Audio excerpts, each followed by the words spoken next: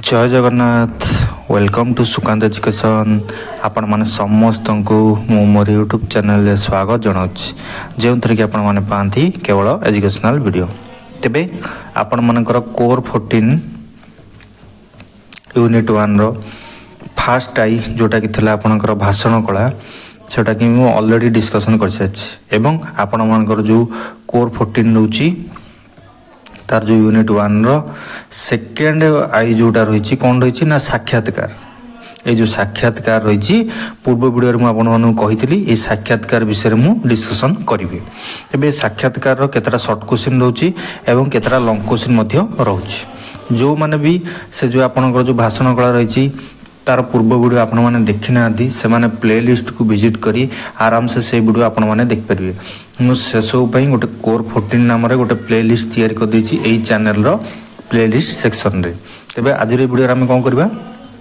आपण मन जो साक्षात्कार रही जो लॉन्ग क्वेश्चन आंसर सेशन रही तार फास्ट लॉन्ग क्वेश्चन आज क्लास रे मु आपण मन सहित डिस्कशन करी तेबे ता पूर्व जो माने भी ए क्लास को किंबा ए चैनल को नुआ कर विजिट करछंती न्यूली विजिट करछंती से माने ए पर्यंत भी ए चैनल को आपण माने सब्सक्राइब करना थी लेटेस्ट अपडेट पाइबा पई चैनल को लाइक करबा सहित एवं ए चैनल को सब्सक्राइब करिया को आपण माने भूलंतु नाही ताले फास्ट क्वेश्चन कोन दे देखिबा साक्षात्कार क्या कहुए और यार प्रकार 10,000 परीक्षा क्वेश्चन आसो साक्षात्कार माने जड़े आउ जन सहित जो देखा करने को जो साक्षात्कार क्या कहुए यार प्रकार दर्शा जो परीक्षा यही क्वेश्चन गोटे आस लंग क्वेश्चन ताल तुम कौन यार आंसर दब चलतु आज वीडियो आम देखा कौन रही आंसर ना साक्षात्कार एक सृजनात्मक क्रिया माने गोटे रचना कर क्रिया कौटा ना साक्षात्कार जहाँ भितर सामाजिक सांस्कृतिक राजनीतिक भाव में संवादपत्र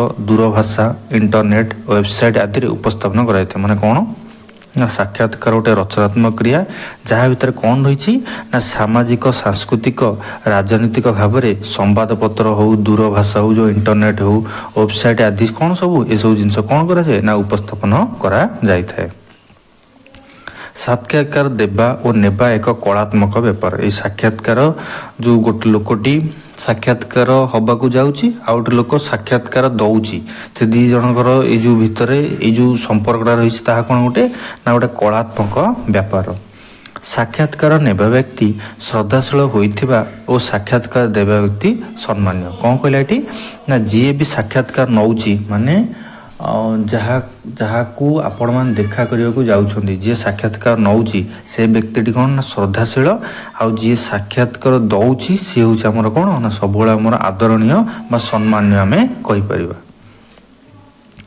ख्याति संपन्न एवं समाज व्यवस्था तांकर व्यक्तित्व दृष्टांत कारक होइतिबा उचित माने ये जो ख्याति संपन्न ता सहित तो समाज व्यवस्था रे जो व्यक्तित्व रहउची से कौन रहिबा दरकार ना दृष्टांत कारक होइतिबा निहाती आवश्यक साक्षात्कार देवा नेबा प्रसंग अनेक समय मंद कारक अथवा शुभ कारक तत्कालीन घटना द्वारा निर्धारित माने जो साक्षात्कार जो नबा को जाउची कि जी भी दबा को जाउची साक्षात्कार जो देखा करिया जाउचे कि जहाँ को देखा करिया को जाउचे तार कौन ना ता शुभ है कि अशुभ है ता कौन ना से जो घटनाटी घटिला देखा करिया गला को घटना घटिला कि जे देखा जाउची जो घटनाटी घटिला शुभ अशुभ कौन ना से घटना उपर ही कौन आमर ना निर्धारित होता है स्थूलतः सामाजिक जीवन को प्रभावित करथुवा बलिष्ठ व्यक्तित्व को साक्षात्कार ही निया जाता है माने कौन जेहेतु सामाजिक जीवन को जी प्रभावित करुच्ची से जो बलिष्ठ व्यक्ति सब कौन ना साक्षात्कार नि जाए माने से भाया कि गोटे मान्यगण्य लोकंर कौन करा जाए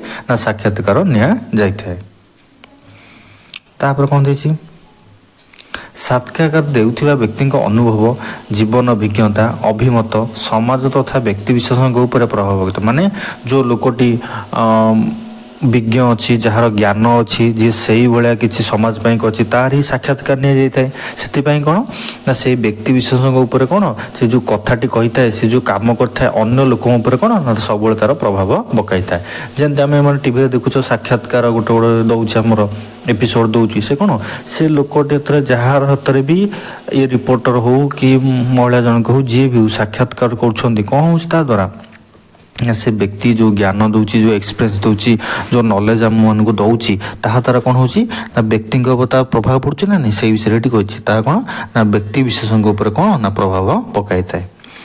साक्षात्कार देवा नेबा अवस्थाटी हठात सृष्टि करा जाई पारे अथवा पूर्व प्रस्तुति अवगति मध्य भी करा जाई पारे। माने जो साक्षात्कार नबा आउ देबा माने साक्षात्कार जी पाउची एवं साक्षात्कार जहाँ हेउची यही दुई जनकर हठात सृष्टि करा जाई पारे अथवा पूर्व प्रस्तुति मध्य करा जाय। माने ये जो साक्षात्कार जणे अन्य जन जो भेटुची जो मीटिंग टी होउची हमर कोन ना ए जिनसटी हठात हेई पारे। माने कोन ना एमती जाउची जन सहित देखा ही गली लोक सहित एमती हेई पारे ना पूर्वरु गोटे शेड्यूल हे कि पूर्वरु गोटे अपॉइंटमेंट नै कि जोटा निया होइनी कि तमान जानन कि अपॉइंटमेंट निया होई कि साक्षात्कार मध्य हेई पारे।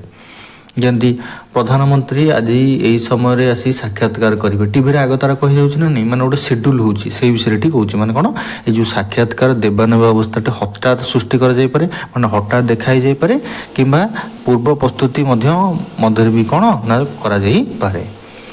साक्षात्कार पूर्व साक्षात करुवा जाउथिया व्यक्ति संप्रत व्यक्ति व्यक्तित्व जीवनचर्या संबंधी बरणी तथ्यनिष्ठ लेखा पढ़ा संग्रह करवा आको हृदयंगम कर साक्षात देवा योग्य व्यक्ति महत्व को कौन करें ना अनुभव करवा उचित। माने साक्षात्कार जो होची तेज साक्षात्कार जो सेमानकर बरणी हो सेमानकर कौन सब क्वालिफिकेशन रही कौन सब ए सब जिन संग्रह करी कौन करा जाए ना योग्य व्यक्ति महत्व को आमको सब कौन ना अनुभव करवा निहाती उचित।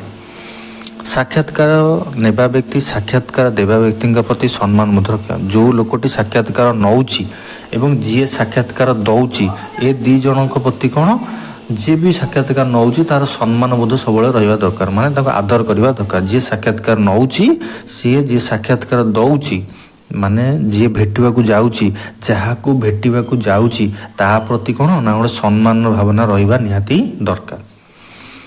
सुंदर भावदर्शी मूल्यवान और आगामी समय को उदाहरण योग्य होगा भली साक्षात्कार महत व्यक्ति सहित प्रत्यक्ष वार्तालाप भितर प्रस्तुत करा जाए। माने कौन ये जो साक्षात्कारटी किपर सुंदर हो पार केमती गोटे भैल्यू हो पार माने सेटा मूल्यवान हो पार एवं आगामी पीढ़ी पर माने आगामी समय पर ताहा किपर गोटे उदाहरण हो पार जो साक्षात्कारटी है आगामी पीढ़ी पर किपर गोटे उदाहरण हो पार से कौन करा पड़ो ना महत व्यक्ति सहित प्रत्यक्ष वार्तालाप भितर प्रस्तुत कर जाए। माने जो माने महान व्यक्ति सहित माने परोक्ष न डायरेक्ट टू डायरेक्ट कौन करा जाए हमरो ना वार्तालाप प्रस्तुत करा जाए गोटे साक्षात्कार कौन ना आयोजन करा जाए को विषय ध्यान रखी से जो साक्षात्कार सुंदर हम लोक मानकर भाव से रही किसी इंपोर्टान्स मूल्यवान ग्रहण कर प्रत्यक्ष भाव में माने परोक्ष भाव प्रत्यक्ष माने डायरेक्ट टू डायरेक्ट वार्तालाप हो पार।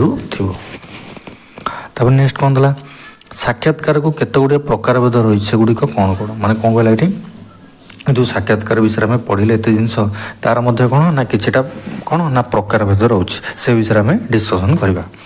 फास्ट कौन थी ना संगठित और योजनाबद्ध साक्षात्कार फास्ट पॉइंट कौन था ये जो आम साक्षात्कार पढ़ुचे तार फास्ट कौन थी ना संगठित व योजनाबद्ध साक्षात्कार कौन योजना प्रस्तुत हुई एपरी साक्षात्कार अनुष्ठित है। तुम ना ही जानते पार योजनाबद्ध साक्षात्कार माने गोटे प्लानिंग है साक्षात्कार अनुष्ठित हो एपरी साक्षात्कार रे प्रश्नावली गुड़िक बहु पूर्व स्थिर माने ये जो साक्षात्कार जो प्रश्न पचरा से प्रश्न कौन ना बहु पूर्व स्थिर करा जायछि। एपरी साक्षात्कार को श्रृंखला भित्तिक साक्षात्कार कह जाए। जब परीक्षा क्वेश्चन आसो श्रृंखलागत साक्षात्कार क्या कह जाए तुम कन्फ्यूज हेनी कारण संगठित जहाँ योजनाबद्ध से श्रृंखला भित्तिक साक्षात्कार से यही साक्षात्कार सठिक संक्षिप्त वृत्तिभित्तिक साक्षात्कार यार प्रकृष्ट उदाहरण अटे। माने कौन ये जो साक्षात्कार प्रकृष्ट उदाहरण आम कौन कही ना गोटे संक्षिप्त वृत्तिभित्तिक साक्षात्कार यार गोटे उदाहरण आम कहीपर। कौन थी नेक्स्ट साक्षात्कार असंगठित साक्षात्कार असंगठित साक्षात्कार विषय में पढ़ा। एपरी साक्षात्कार योजना प्रस्तुत हुई न था माने ये जो साक्षात्कार होता है असंगठित साक्षात्कार एपाई कौन ना कौन से प्लानिंग हुई न था ତେଣୁ କ'ଣ ହେଲା ନା ସାଧାରଣ ଭିତ୍ତିଭୂମି ଉପରେ ଏହି ସାକ୍ଷାତକାର ପର୍ଯ୍ୟବେସିତ ହୋଇଥାଏ। ମାନେ ଗୋଟେ ନର୍ମାଲ ପ୍ରସ୍ପେକ୍ଟକୁ କେତେଟା ମ୍ୟାଟର କରିକି ଏହି ସାକ୍ଷାତକାର ଆମର ସଂଗଠିତ ହୋଇଥାଏ। କେଉଁ ସାକ୍ଷାତକାର ନା ଅସଂଗଠିତ ସାକ୍ଷାତକାର। ଏପରି ସାକ୍ଷାତକାର କାଳରେ ସାକ୍ଷାତକାର ହେଉଥିବା ବ୍ୟକ୍ତି ଉପରେ କୌଣସି ଚାପ ନଥାଏ। ମାନେ ଏଇ ଯେଉଁ ଆମର ଅସଂଗଠିତ ସାକ୍ଷାତକାରରେ କ'ଣ ନା ଯେଉଁ ବ୍ୟକ୍ତି ସାକ୍ଷାତକାର ହେଉଥିବ ତା ଉପରେ ଏଥିରେ କ'ଣ ନା କୌଣସି ପ୍ରଭାବ କେବେ ବି ପଡ଼ି ନଥାଏ। ମାନେ କୌଣସି ଚାପ ଏଥିରେ ପଡ଼ି ନଥାଏ। କେବଳ ସୂଚନା ତଥ୍ୟ ସଂଗ୍ରହ ଉଦ୍ଦେଶ୍ୟରେ ଏପରି ସାକ୍ଷାତକାର ହୋଇଥାଏ। ଆମର ଯେଉଁ ଅସଂଗଠିତ ସାକ୍ଷାତକାର କ'ଣ ପାଇଁ ହୋଇଥାଏ ନା ଆମକୁ କେବଳ ତା ବିଷୟରେ ସୂଚନା ଆଉ ତା ବିଷୟରେ ଯେକୌଣସି ତଥ୍ୟ ହେଉ ତାକୁ ସଂଗ୍ରହ କରିବା ଉଦ୍ଦେଶ୍ୟରେ ଆମର ଅସଂଗଠିତ ସାକ୍ଷାତକାର ହୋଇଥାଏ।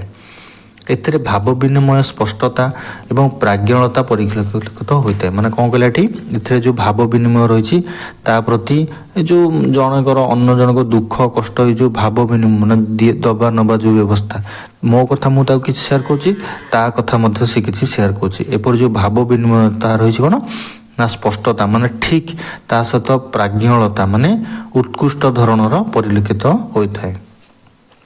ତାପରେ ନେକ୍ସଟ ପ୍ରକାର ବୋଧେ କ'ଣ ଦେଇଛି ଦଳଗତ ସାକ୍ଷାତକାର କ'ଣ ନା ଦଳଗତ ଆଲୋଚନା ଭଳି ଦଳଗତ ସାକ୍ଷାତକାର ହୋଇଥାଏ। ମାନେ ଦଳ ହେଇକି ଯେମିତି ସବୁ ଲୋକ ମିଶିକି ଗୋଟେ ଦଳ ହେଇକି ଯେମିତି ଆଲୋଚନା କରନ୍ତି ଠିକ୍ ସେଇଭଳି ଆମର ଦଳଗତ ସାକ୍ଷାତକାର ହୋଇଥାଏ।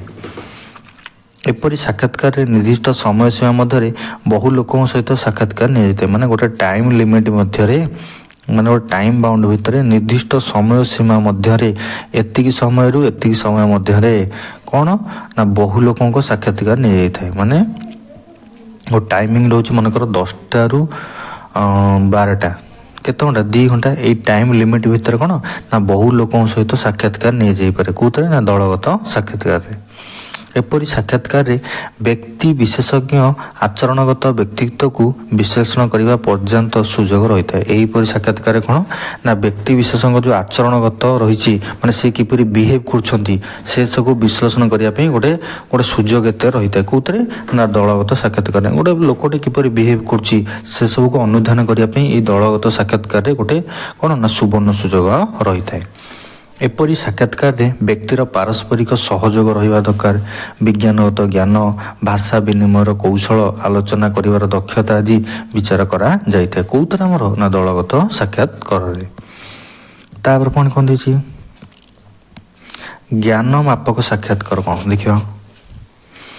ସାକ୍ଷାତକାର ଦେଉଥିବା ବ୍ୟକ୍ତିର ଜ୍ଞାନ କାର୍ଯ୍ୟ ଦର୍ଶନ ବୃତ୍ତି ସାଧନା ବିଷୟଗତ ପାରିଦର୍ଶିତା ସମ୍ପର୍କରେ ଏହି ସାକ୍ଷାତକାରକୁ ବୁଝାଏ। ଏଇ ଯେଉଁ ଜ୍ଞାନ ସାକ୍ଷାତକାର କ'ଣ ଥାଏ ନା ବ୍ୟକ୍ତିର କେତେ ନଲେଜ ଅଛି ସେ କେତେ କାମ କରିପାରିବ ତାର ଦର୍ଶନ ମାନେ ଦୂରଦର୍ଶିତା କେତେ ଅଛି ତାର ଯେଉଁ ବୃତ୍ତି ଯେଉଁ କାମ ସେ କରୁଛି ତା ସାଧନା କେତେ ନା ଯେଉଁ ବିଷୟ ଉପରେ କେଉଁ ବିଷୟ ଉପରେ ତାର କେତେ ଜ୍ଞାନ ରହିଛି ଏହିସବୁ କେଉଁଥିରେ ଜଣାପଡ଼େ ନା ଜ୍ଞାନ ମାପକ ସାକ୍ଷାତକାରରେ ବ୍ୟକ୍ତି ବିଷୟରେ ଜାଣି ହୋଇଥାଏ।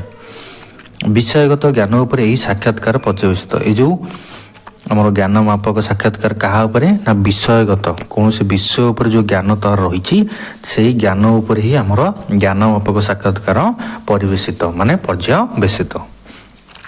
ବିଷୟ ସମ୍ପର୍କିତ ଜ୍ଞାନ ପ୍ରକୃତରେ ଅଛି କି ନାହିଁ ଏଥିରେ ସହଜେ ଜାଣି ହୁଅନ୍ତେ। ମାନେ ଆମର ଏଇ ଯେଉଁ ବିଷୟଗତ ଜ୍ଞାନ ପ୍ରକୃତରେ ଅଛି କି ନାହିଁ ମାନେ କ'ଣ ନା ଆମକୁ ଏଇ ଯେଉଁ ଜ୍ଞାନ ମାପକ ସାକ୍ଷାତକାରରେ କିଛି ଜାଣି ହୋଇନଥାଏ।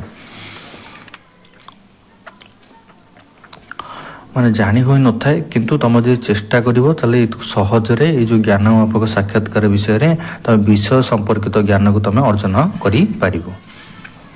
ତାପରେ କ'ଣ ଥିଲା ଏହାକୁ ସାକ୍ଷାତକାର ବ୍ୟତୀତ ସୌଜନ୍ୟ ସାକ୍ଷାତକାର ବ୍ୟକ୍ତିଗତ ସାକ୍ଷାତକାର ବୃତ୍ତିଭିତ୍ତିକ ସାକ୍ଷାତକାର ମନସ୍ତାତ୍ତ୍ୱିକ ସାକ୍ଷାତକାର ବୈଜ୍ଞାନିକ ସାକ୍ଷାତକାର ଆଦି ଅନୁଷ୍ଠିତ ହୋଇଥାଏ। ମାନେ ଆମର ଏଇ ଯେଉଁ ସାକ୍ଷାତକାର ରହିଛି ତାର ସବୁ ଅନ୍ୟ ନାମ ଦେଇଛି ତାକୁ ଆମେ କ'ଣ ନା ସୌଜନ୍ୟ ସାକ୍ଷାତକାର କହିପାରିବା ବ୍ୟକ୍ତିଗତ ସାକ୍ଷାତକାର କହିପାରିବା ବୃତ୍ତିଗତ ସାକ୍ଷାତକାର କହିପାରିବା ଏହିପରି ଅନେକ ନାମ ଆମେ କହିପାରିବା। ଏହା ବ୍ୟତୀତ ସାମାଜିକ ସ୍ତରରେ ବିଶେଷ ବୃତ୍ତି ଅର୍ଜନ କରି ଆଦର୍ଶ ପାଲଟିଥିବା ବ୍ୟକ୍ତିବିଶେଷଙ୍କ ମଧ୍ୟରେ ସାକ୍ଷାତକାର ଅନୁଷ୍ଠିତ ହୋଇଥାଏ। ଏହିଭଳି ସାକ୍ଷାତକାର କାହା ଭିତରେ ଅନୁଷ୍ଠିତ ହୋଇଥାଏ ନା ସାମାଜିକ ସ୍ତରରେ ଜଣେ ଯିଏ ବୃତ୍ତି ଅର୍ଜନ କରିଛି ମାନେ ଗୋଟେ ଭଲ ଚାକିରି ପ୍ରାପ୍ତ କରିଛି ଏହିପରି ଆଦର୍ଶ ପାଲଟିଥିବା ମାନେ ସମସ୍ତଙ୍କ ଚାକିରି ପାଇ ଗୋଟେ ଆଦର୍ଶ ହୋଇଯାଇଥିବା ବ୍ୟକ୍ତିମାନଙ୍କ ଭିତରେ ଏଭଳି ସାକ୍ଷାତକାର ଅନୁଷ୍ଠିତ ହୋଇଥାଏ।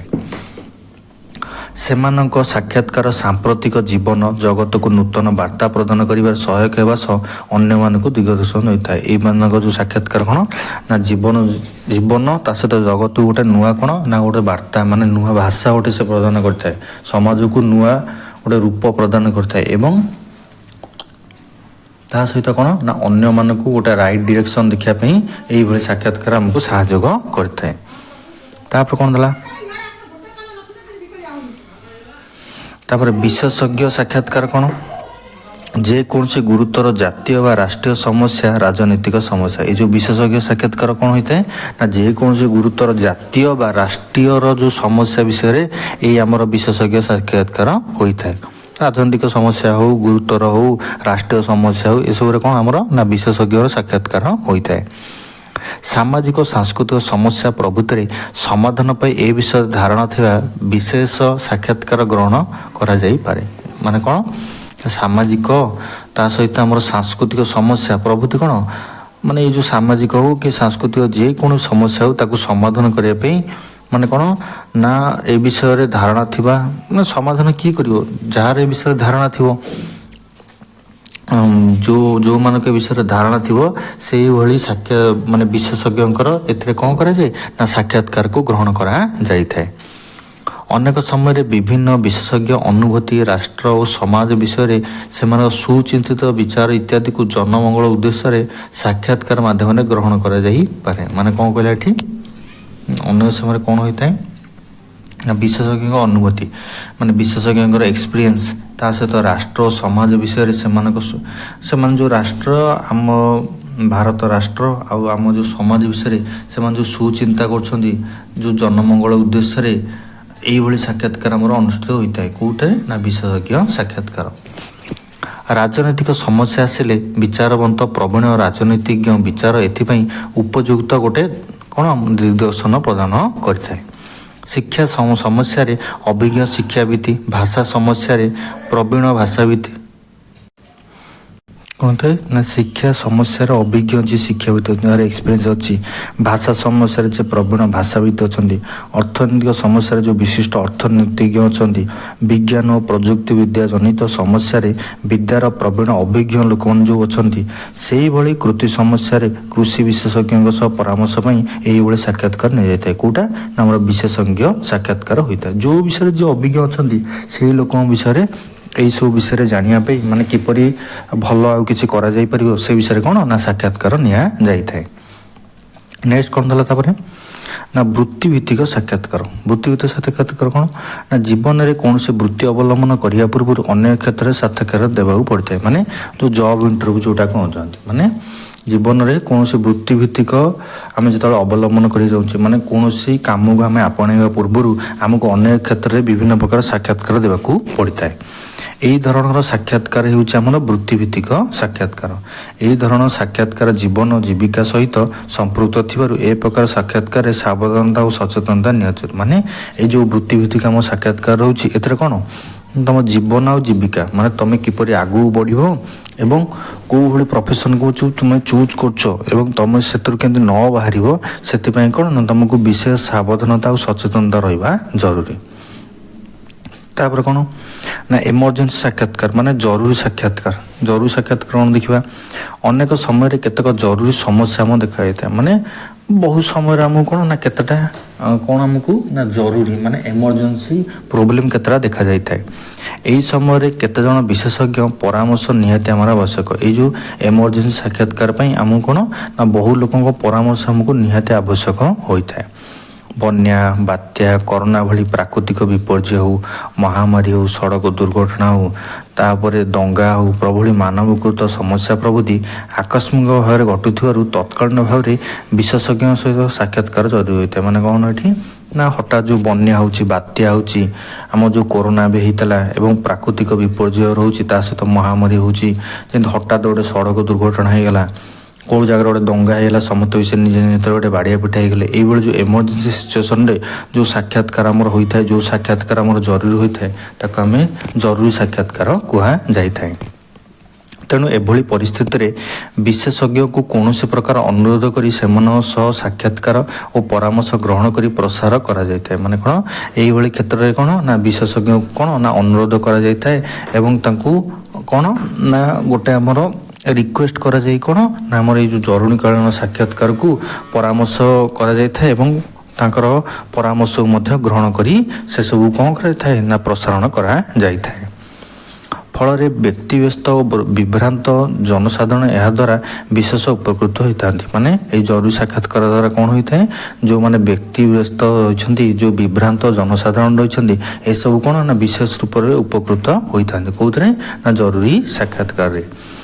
ଏବଂ ପ୍ରଶାସନ ମଧ୍ୟ କ'ଣ ନା ଉପଯୁକ୍ତ ମାର୍ଗ ଦର୍ଶନ ପ୍ରାପ୍ତି ହୁଅନ୍ତି। ଏଥିରେ କ'ଣ ହୁଏ ତାପରେ ନା ପ୍ରଶାସନ ଗୋଟେ କ'ଣ ନା ଉପଯୁକ୍ତ ମାର୍ଗ କ'ଣ ନା ଦର୍ଶନ ପ୍ରାପ୍ତ ହୋଇଥାନ୍ତି। କେଉଁଥିରେ ଆମର ନା ଜରୁରୀ ସାକ୍ଷାତକାରରେ। ତାପରେ ବିଶେଷ ସାକ୍ଷାତକାର କ'ଣ ଦେଖିବା। ବିଶେଷ ସାକ୍ଷାତକାର, ବିଶେଷ ମାନେ ସ୍ପେଶିଆଲ ସାକ୍ଷାତକାର କ'ଣ,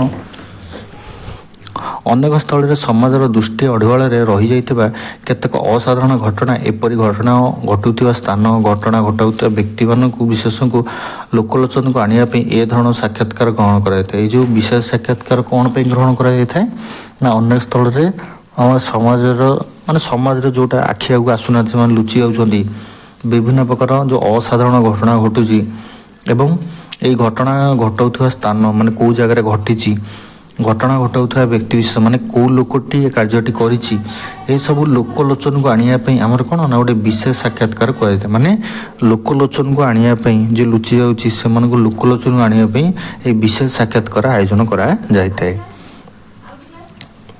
ମାଓବାଦୀ ଓ ସନ୍ତ୍ରାସବାଦୀ ସହ ସାକ୍ଷାତକାର, ବନ୍ୟା କ୍ଲିଷ୍ଟ ଅଞ୍ଚଳକୁ ଯାଇ ଦୁର୍ଗତଙ୍କ ସହ ସାକ୍ଷାତକାର, ଏହି ସାକ୍ଷାତକାର ଅନ୍ତର୍ଭୁକ୍ତ। ମାନେ କ'ଣ ଏଇ ଯେଉଁ ବିଶେଷ ସାକ୍ଷାତକାର କାହାର ଅନ୍ତର୍ଭୁକ୍ତ, ଆମର ମାଓବାଦୀ ହେଉ, ଯେଉଁମାନେ ସନ୍ତ୍ରାସବାଦୀ ହେଉଛନ୍ତି, ଯେଉଁମାନେ ବନ୍ୟା କ୍ଲିଷ୍ଟ ଅଞ୍ଚଳକୁ ଯାଇ କ'ଣ ନା ଦୁର୍ଗତଙ୍କ ସହ ସାକ୍ଷାତକାର କରିଛନ୍ତି, ଏପରି ସାକ୍ଷାତକାରକୁ ଆମେ କ'ଣ କହିବା ନା ବିଶେଷ ସାକ୍ଷାତକାର କହିପାରିବା। ତେଣୁ ଏଥିପାଇଁ ବିପଦ ସଂକୁଳ ସ୍ଥାନକୁ ଯାଇ ସାକ୍ଷାତକାର ନିଆଯାଏ। ଏଥିପାଇଁ କ'ଣ ନା ଗୋଟେ ଆମର ରିକ୍ସି ଜାଗାକୁ ନେଇକି ମାନେ ଯେଉଁଠି ରିକ୍ସ ଅଛି ସେ ଜାଗାକୁ ଯାଇକି ଆମକୁ ସାକ୍ଷାତକାର ନେବାକୁ ପଡ଼ିଥାଏ। କେଉଁଟା ନା ବିଶେଷ ସାକ୍ଷାତକାର। ବେଳେବେଳେ କ'ଣ ନା ଗୁଜବ ଏବଂ ଅତି ବିଶ୍ୱାସ ଘଟଣା ପ୍ରଭୃତି ଜନସାଧାରଣଙ୍କ ସନ୍ଦେହ ଆକଳନ ହୋଇଥାଏ। ମାନେ କ'ଣ ବେଳେବେଳେ ଆମର ଅତ୍ୟଧିକ ଯେଉଁ ବିଶ୍ୱାସ ରହୁଛି, ଯେଉଁ ଘଟଣା ପ୍ରତି ଆମର ଜନସାଧାରଣଙ୍କ ଯେଉଁ ସନ୍ଦେହ ରହୁଛି, ସେଥିପାଇଁ କ'ଣ ନା ଏଭଳି ସାକ୍ଷାତକାର ହୋଇଥାଏ। ଏପରି କ୍ଷେତ୍ରରେ ଉପଯୁକ୍ତ ଅନୁସନ୍ଧାନମୂଳକ ସାକ୍ଷାତକାରକୁ ମଧ୍ୟ ଅସାଧାରଣ ବା ବିଶେଷ ସାକ୍ଷାତକାର ଦୃଷ୍ଟାନ୍ତ ଭାବରେ ଗ୍ରହଣ କରାଯାଇଥାଏ। ଏହିଭଳି ସାକ୍ଷାତକାରକୁ ଅସାଧାରଣ ବା ଗୋଟେ ବିଶେଷ ସାକ୍ଷାତକାର ଭାବରେ ଗ୍ରହଣ କରାଯାଇଥାଏ। ତାପରେ କ'ଣ ଦେଲା ଦେଲା ସୌଜନ୍ୟମୂଳକ ସାକ୍ଷାତକାର କ'ଣ ଦେଖିବା। କୌଣସି କର୍ମକ୍ଷେତ୍ରରେ ପଦସ୍ଥ କର୍ମଚାରୀ ନୂତନ ଭାବେ ଯୋଗ ଦେଲେ ତାଙ୍କୁ ସୌଜନ୍ୟମୂଳକ ସାକ୍ଷାତକାର କରି ଅଭିନନ୍ଦନ ଶୁଭଜ୍ଞାପନ କରାଯାଇ ପ୍ରତିଭାବନ୍ତ ବ୍ୟକ୍ତିଙ୍କୁ କେବଳ ଉତ୍ସାହିତ କରିବା ପାଇଁ କରାଯାଉଥିବା ସାକ୍ଷାତକାର କିମ୍ବା ବିଦେଶରୁ ଫେରୁଥିବା ବିଶେଷ ବ୍ୟକ୍ତିବିଶେଷଙ୍କୁ ଦୀର୍ଘ ବ୍ୟବଧାନରେ ଦେଖା କରିବା ପାଇଁ ସୌଜନ୍ୟମୂଳକ ସାକ୍ଷାତକାର ଅନ୍ତର୍ଭୁକ୍ତ। ଏହି ସୌଜନ୍ୟମୂଳକ ସାକ୍ଷାତକାର କ'ଣ ନା କୌଣସି କର୍ମକ୍ଷେତ୍ରରେ ପଦସ୍ଥ କର୍ମଚାରୀ ମାନେ କୌଣସି ଗୋଟେ ଜାଗାରେ ଯିଏ କାମ କରୁଛି ନୂତନ ଭାବରେ ଯୋଗ ଦେଲେ ମାନେ ନୂଆ ରୂପରେ ଯଦି ଜଏନିଂ କଲେ ତାକୁ ସୌଜନ୍ୟମୂଳକ ସାକ୍ଷାତକାର କରି ମାନେ ତାଙ୍କୁ ସର୍ବପ୍ରଥମେ ସାକ୍ଷାତକାର କରି ତାଙ୍କୁ ଅଭିନନ୍ଦନ ଜଣାଯାଏ, ଶୁଭେଚ୍ଛା ଜ୍ଞାପନ କରାଯାଏ ତାଙ୍କ ପ୍ରତି ଏବଂ ଉତ୍ସାହିତ କରିବା ପାଇଁ ଯେଉଁ ସାକ୍ଷାତକାର କରାଯାଇଥାଏ କିମ୍ବା ବିଦେଶରୁ ଫେରୁଥିବା ମାନେ ତାଙ୍କୁ ଉତ୍ସାହିତ କରିବା ପାଇଁ ଗୋଟେ ସାକ୍ଷାତକାର କରାଯାଏ। ତା ସହିତ କିମ୍ବା ଆଉ କ'ଣ କହିପାରିବା ନା ବିଦେଶରୁ ଫେରୁଥିବା ବ୍ୟକ୍ତିବିଶେଷଙ୍କୁ ମାନେ ଯେଉଁମାନେ ଫରେନ୍ରୁ ପଢ଼ୁଛନ୍ତି ଯେଉଁ ଲୋକମାନେ ତାଙ୍କୁ ଗୋଟେ ଦୀର୍ଘ ବ୍ୟବଧାନରେ ଦେଖା କରିବା ହେଉଛି ସୌଜନ୍ୟମୂଳକ। ମାନେ ଯିଏ ବିଦେଶରୁ ଫେରୁଛି ସେଇଭଳି ବ୍ୟକ୍ତିଙ୍କୁ କ'ଣ ନା ଆମର ଗୋଟେ ଦୀର୍ଘ ବ୍ୟବଧାନ ରହିକି ମାନେ ଲଙ୍ଗ୍ ଡିଷ୍ଟାନ୍ସ ନେଇକି ଦେଖା କରିବା ହେଉଛି ଆମର କ'ଣ ସୌଜନ୍ୟମୂଳକ ସାକ୍ଷାତକାର ଆମର ଅନ୍ତର୍ଭୁକ୍ତ। ତାପରେ ସାରସ୍ୱତ ସାକ୍ଷାତକାର କ'ଣ ଦେଖିବା। କ'ଣ ସାରସ୍ୱତ ସାକ୍ଷାତକାର କ'ଣ ନା କବି, ସାହିତ୍ୟିକ, ଲେଖକ, ନାଟ୍ୟକାର, ଉପନ୍ୟାସକାର, କଥାକାର ପ୍ରଭୃତି ସାହିତ୍ୟର ବିଭିନ୍ନ ବିଭାଗରେ ଲେଖନୀ ଚାଳନ କରୁଥିବା କୃତି ସାହିତ୍ୟଙ୍କ ସହିତ ଏକ ପ୍ରକାର ସାକ୍ଷାତକାର କରାଯାଇଥାଏ। ମାନେ ସାହିତ୍ୟ ରିଲେଟେଡ଼ ଯେଉଁ ଲୋକମାନେ ଅଛନ୍ତି, କବି ହୁଅନ୍ତୁ କିମ୍ବା ସାହିତ୍ୟିକ ହୁଅନ୍ତୁ, ଲେଖକ ହୁଅନ୍ତୁ, କୌଣସି ନାଟ୍ୟ ରଚନା କରୁଛନ୍ତି ନାଟ୍ୟକାର, ଔପନ୍ୟାସିକ ଏବଂ କଥାକାର ହୁଅନ୍ତୁ ପ୍ରଭୃତି କ'ଣ ନା ସାହିତ୍ୟର ବିଭିନ୍ନ ବିଭାଗରେ ଯେଉଁ ଲେଖନୀ ଚାଳନା କରି ଯେଉଁ ସାହିତ୍ୟିକ କୃତି ଅର୍ଜନ କରିଛନ୍ତି ଏ ପ୍ରକାର ସାକ୍ଷାତକାରକୁ ଆମେ କ'ଣ କହିପାରିବା ନା ସାରସ୍ୱତ ସାକ୍ଷାତକାର କହିପାରିବା। ଯାହାଫଳରେ ସେମାନଙ୍କ କୃତିତ୍ୱ ପରବର୍ତ୍ତୀ ଲେଖକଙ୍କ ପ୍ରତି ସେମାନଙ୍କ ଦିଗ୍ଦର୍ଶନ ପ୍ରଭୃତି ଲୋକଲୋଚନକୁ ଧୀରେ ଧୀରେ ଆସିପାରେ। ସମାଜ ଓ ସଂସ୍କୃତି ପ୍ରତି ସେମାନଙ୍କ ଦୃଷ୍ଟିକୋଣ ସେମାନଙ୍କର ସୃଜନ ଆଭିମୁଖ୍ୟ ମଧ୍ୟ ଏ ପ୍ରକାର ସାକ୍ଷାତକାର ମାନେ ଏହି ପ୍ରକାର ସାକ୍ଷାତକାର ମାଧ୍ୟମରେ କ'ଣ ହୋଇଥାଏ ଆମର ଆକଳିତ ହୋଇଥାଏ। ଯେଉଁ ଆମର ସମାଜ ରହୁଛି ସଂସ୍କୃତି ହେଉଛି ତାପରେ ତାଙ୍କର ଯେଉଁ ଦୃଷ୍ଟିକୋଣ ରହୁଛି ତାଙ୍କର ଯେଉଁ ସୃଜନର ଯେଉଁ ଆଭିମୁଖ୍ୟ ରହୁଛି ନୂଆ ରୂପରେ ଯେଉଁ ଜିନିଷ ତିଆରି କରିବା ଯେଉଁ ଆଭିମୁଖ୍ୟ ରହୁଛି ମାନେ ନୂଆ ରୂପରେ କୌଣସି ଜିନିଷକୁ ସୃଷ୍ଟି କରିବା ଯେଉଁ ଆଭିମୁଖ୍ୟ ରହୁଛି ଏସବୁ କ'ଣ ନା ଏଇ ମାଧ୍ୟମରେ କ'ଣ ହୋଇଥାଏ ଆମର ନା ଆକଳିତ ହୋଇପାରେ। ଏ ପ୍ରକାର ସାକ୍ଷାତକାର ନବୀନମାନଙ୍କୁ ଉତ୍ସାହିତ କରିବା ସହିତ ସେମାନଙ୍କୁ ଅଧିକତର ଭାବରେ ସୃଜନ ମନସ୍କ କରିବାରେ ସହାୟତା ହୋଇଥାଏ। ମାନେ ଏଇଭଳି ସାକ୍ଷାତକାର କ'ଣ ନା ନବୀନମାନଙ୍କୁ ମାନେ କମ୍ ବୟସର ଯେଉଁ ପିଲାମାନଙ୍କୁ ଯେଉଁମାନେ ନୂଆ କରି ଆସିଛନ୍ତି ସେମାନଙ୍କୁ ଉତ୍ସାହିତ କରିବା ସହିତ କ'ଣ କରେ ନା ସେମାନଙ୍କ ମଧ୍ୟରେ ଆହୁରି କ'ଣ ନା ଭାବ ସୃଜନ ମନସ୍କ କରିବାରେ କ'ଣ ନା ସହାୟତା କରିପାରେ। এইভাবে ভাবে বিচার করা যদি এইভাবে টাইপর যদি আমি বিচার করা যোগাযোগ ক্ষেত্রে সাক্ষাৎকার ভূমিকা নিহাতি গুরুত্বপূর্ণ বলে বিচার করা যায়। এইভাবে ক্ষেত্রে আমি যদি বিচার করা তাহলে যোগাযোগ ক্ষেত্রে মানে যে আমার কম্যুনিকেশন ক্ষেত্রে সাক্ষাৎকার ভূমিকা নিহাতি গুরুত্বপূর্ণ আমি কহিলে ভুল ହେବ ନାହିଁ। সাক্ষাৎকার সামাজিক সাংস্কৃতিক তথা ব্যক্তিগত যোগাযোগ ক্ষেত্রে বিশেষ ভূমিকা নির্বাহ করে বলে সহজরে কুহযাইপার। মানে সাক্ষাৎকার তাহলে আমি কম কইপারিবা না সাক্ষাৎকার সামাজিক সাংস্কৃতিক তথা ব্যক্তিগত আমার যে যোগাযোগ ক্ষেত্রে বিশেষ ভূমিকা অর্জন করিব বলে যদি আমি কহিবা তাহলে সহজরে আমি কহিপারিবা এবং এতে আমার কিছু ভুল ହେବ ନାହିଁ। ତେବେ ଆପଣମାନଙ୍କର ଏଇ ଯେଉଁ ସାକ୍ଷାତକାରର ଫାଷ୍ଟ ଲଙ୍ଗ୍ କୋଶ୍ଚିନ୍ ଯେଉଁଟାକି ଆଜିର ଫାଷ୍ଟ ଭିଡ଼ିଓରେ ମୁଁ ଆପଣମାନଙ୍କ ସହିତ ଡିସ୍କସନ୍ କରୁଥିଲି ଏଇଟା ଆଜି ପରିସମାପ୍ତି ଘଟିଛି ଏବଂ ମୁଁ ଆଶା କରୁଛି ଆପଣମାନଙ୍କୁ ଆଜିର ଏଇ ଯେଉଁ ଭିଡ଼ିଓରେ ମୁଁ ଆପଣମାନଙ୍କୁ ବୁଝିବାକୁ ଚେଷ୍ଟା କଲି ଆପଣ ନିଶ୍ଚୟ ବୁଝିପାରିଥିବେ। ଯଦି ଆପଣମାନଙ୍କୁ ଭିଡ଼ିଓ ଭଲ ଲାଗିଛି ତ ଭିଡ଼ିଓକୁ ନିଶ୍ଚୟ ଲାଇକ୍ କରିବେ, ନିଜର ସାଙ୍ଗମାନଙ୍କ ସହିତ ସେୟାର କରିବା ସହିତ ଯଦି ନୂଆ କରି ଚ୍ୟାନେଲକୁ ଭିଜିଟ୍ କରୁଛନ୍ତି ତେବେ ଚ୍ୟାନେଲକୁ ସବସ୍କ୍ରାଇବ୍ କରିବାକୁ ଭୁଲିବେ ନାହିଁ। ତେବେ ମୁଁ ରହୁଛି ଆପଣମାନଙ୍କ ସହ ପୁଣି ଦେଖା ହେବ ନେକ୍ସଟ ଭିଡ଼ିଓରେ। ସେ ପର୍ଯ୍ୟନ୍ତ ମୋତେ ବିଦାୟ ଦିଅନ୍ତୁ। ଧନ୍ୟବାଦ।